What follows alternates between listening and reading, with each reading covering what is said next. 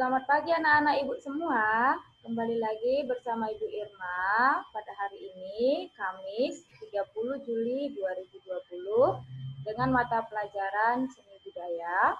Jadi, pada pembelajaran hari ini, Ibu akan tampilkan melalui PowerPoint. Jadi, buat anak-anak Ibu bisa melihat di layar, diperhatikan dan didengarkan penjelasan dari Ibu. Hari ini kita akan belajar tentang apa itu seni rupa, dan juga apa itu seni desain. Jadi, di sini Ibu akan menjelaskan tentang pengertian seni dan seni rupa. Pengertian seni menurut Herbert Reed, seni sebagai usaha untuk menciptakan bentuk-bentuk yang menyenangkan. Yang kedua, menurut Slobodkin, seni sebagai realisasi ide-ide yang tersembunyi menjadi bentuk yang bisa dihayati. Seni adalah perkataan dan pernyataan dari konsep manusia yang tidak terlihat dengan perantara suatu medium sehingga dapat dilihat dan didengarkan. Baru kita masuk ke pengertian seni yang ketiga. Ki Hajar Dewantara, seni adalah segala perbuatan manusia yang timbul dari perasaan yang bersifat indah. Yang keempat, Popo Iskandar mengatakan bahwa seni adalah alat untuk mengutarakan secara konkret suasana batin manusia. Jadi dari pengertian definisi seni menurut keempat tokoh, dapat kita simpulkan bahwa definisi seni itu adalah karya seni indah yang dibuat oleh manusia untuk mengutarakan suasana batin secara konkret dengan menuangkan ide-ide melalui medium tertentu. Jadi dari keempat definisi ini, kesimpulannya adalah bahwa seni itu adalah suatu karya yang indah yang dibuat oleh manusia. Media seni. Jadi di sini bisa anak-anak Ibu perhatikan, media seni itu ada kertas, ada lempung, batu, kayu, nada, tulisan, gerak dan suara, bahan bangunan, produk, teknologi, busana, cetakan, dan sebagainya. Seni rupa dan desain. Seni itu adalah ide, rasa, kualitas visual. Sedangkan seni rupa, keterampilan tangan dan alat. Sedangkan desain, perencanaan, pemecahan masalah, menggunakan gambar sebagai penuangan ide. Jadi ini adalah turun-turunan dari seni, mulai dari seni, masuk ke dalam seni rupa, dan yang terakhir itu adalah seni desain. Hubungan seni dan keindahan. Pengertian keindahan telah menjadi diskusi para filsuf sejak Yunani kuno abad 18. Ya, Inggris itu arti dari keindahan, bahasa Inggrisnya beautiful, Spanyol bello, Latin bloom. Akar kata bonum yang berarti kebaikan. Aristoteles merumuskan pengertian indah selain baik juga menyenangkan. Thomas Aquinas juga merumuskan keindahan sebagai id quid visum pleasure, atau sesuatu yang menyenangkan bila dilihat. Itu dia pengertian dari keindahan. Kriteria keindahan di sini bisa kita perhatikan. Sesuatu disebut indah bila memenuhi kualitas kriteria dasar sebagai berikut. Yang pertama itu adanya kesatuan atau unity. Yang kedua adanya keselarasan atau harmoni. Yang ketiga adanya kesetangkupan atau simetri. Yang keempat adanya keseimbangan atau balance. Yang kelima ada perlawanan atau kontras. Jadi ini adalah kriteria-kriteria untuk menuju keindahan suatu seni. Oke, kita masuk ke seni. Seni dan ekspresi. Seni sebagai ekspresi merupakan hasil ungkapan batin seorang seniman yang terbabar ke dalam karya seni lewat medium dan alat. Gitu ya, itu menurut Darsono. Baru jiwa ketok, itu menurut Sujojono. Yang kedua, seni merupakan salah satu media komunikasi. Manusia sebagai makhluk sosial senantiasa melakukan interaksi dengan manusia dan lingkungan sekitarnya. Bagi orang seniman, proses komunikasi dilakukan melalui karya seni yang tercermin lewat lambang-lambang atau simbol-simbol. Ya, ini merupakan pengertian dari seni rupa sebagai media komunikasi. Ya, seni budaya, rupa dan cabangnya. Jadi yang pertama itu adalah budaya rupa. Budaya rupa itu terdiri dari seni rupa, desain, dan juga kriya. Seni rupa itu juga terbagi menjadi seni lukis, seni patung, seni grafis, seni keramik, seni kriya. Sedangkan desain, yang pertama desain produk atau industri, yang kedua desain interior, yang ketiga desain komunikasi visual, yang keempat arsitektur. Baru yang terakhir kriya. Kriya itu terdiri dari tekstil atau batik. Baru yang kedua kayu, keramik, dan logam. Ya, ini adalah pembagian-pembagian seni. Kita masuk ke dalam seni rupa. Pengertian seni rupa. Jadi pengertian seni rupa itu merupakan karya seni yang mempunyai wujud dan bentuk rupa yang memenuhi syarat keindahan.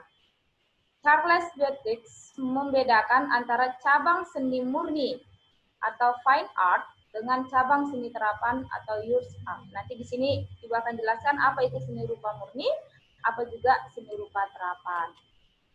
Oke, kita masuk ke dalam seni rupa murni atau fine art. Jadi pada tahun 1970-an berkembang istilah seni rupa murni, seni yang terlepas dari unsur-unsur praktis, menciptakan karya seni berdasarkan kreativitas dan ekspresi yang sangat pribadi. Ya, jadi seni rupa murni itu salah satu contohnya adalah seni lukis. Seni lukis itu merupakan seni rupa berwujud dua dimensi. Umumnya dibuat di atas kain, kanvas, berfigura dengan bahan cat minyak, cat akrik, dan lain-lain. Objek dan gaya lukisan sangat beragam. Bisa dilihat dari gambar ini ya. Oke, itu adalah salah satu contoh seni lukis. Ya, dalam seni murni, dunia dikenal istilah mazhab gaya, yaitu aliran dalam gerakan seni rupa yang memiliki ideologi dan ciri khas yang unik dan baru dalam karya-karya yang dihasilkan. Ini adalah salah satu contoh-contoh seni lukis, yaitu romantisme, ekspresionisme, impresionisme, kubisme, dadaisme, realisme, dan sebagainya. Kita masuk ke dalam seni keramik. Jadi seni keramik ini yang pertama cabang seni berwujud 3 dimensi. Bahan yang digunakan, lempung, kaolin atau jenis tanah lainnya yang pengerasnya dapat dibakar atau dalam tungku. Seni keramik modern tidak hanya menggunakan teknik putar dan tekan, bentuk yang dihasilkan lebih beragam dan bebas. Itu dia. Bisa kita perhatikan contoh gambar yang sudah Miss buat, ya. Gitu. Ini adalah salah satu contoh dari seni keramik. Selanjutnya kita masuk ke dalam seni patung. Seni patung adalah seni yang berwujud 3 dimensi. Bahan yang digunakan, batu, kayu, logam, atau bahan yang lain. Seni patung berukuran besar disebut monumental atau monumen ya. Monumen kita apa? Monumen kita itu adalah Monas. Kita lanjut ke dalam seni grafis. Seni grafis merupakan seni rupa murni berwujud 2 dimensi yang dikerjakan melalui teknik cetak. Bisa dilihat contohnya ya, yang sudah ditampilkan di gambar. Oke, kita masuk ke bagian yang ketiga yaitu desain. Desain itu adalah seni terapan, seni terpakai, seni industri, seni guna. Menciptakan benda estetis yang memiliki fungsi praktis atau desain awal untuk menghias benda-benda. Fungsional seperti ornamen pada permesinan atau pada bangunan.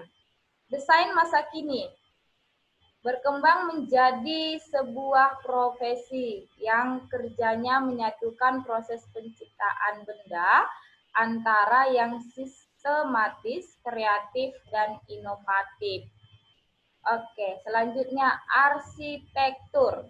Kegiatan yang berupaya untuk memecahkan permasalahan kebutuhan akan hunian masyarakat yang indah dan nyaman. bisa dilihat gambar yang ditampilkan. Ini adalah gambar katedral karya Antoni Gaudi Barcelona di Spanyol. Desain interior, kegiatan yang berupaya untuk memecahkan permasalahan kebutuhan akan ruang yang indah dan nyaman. Bisa anak-anak ibu perhatikan gambar yang ditampilkan di layar. Ini adalah salah satu desain interior, ya, desain yang ada di dalam ruangan.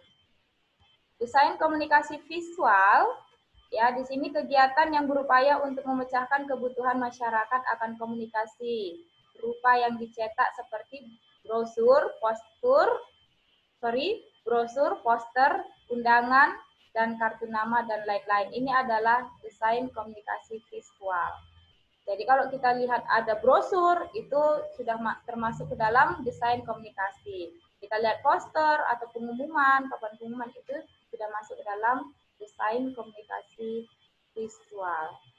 Selanjutnya kita masuk ke dalam produk teknologi atau desain produk.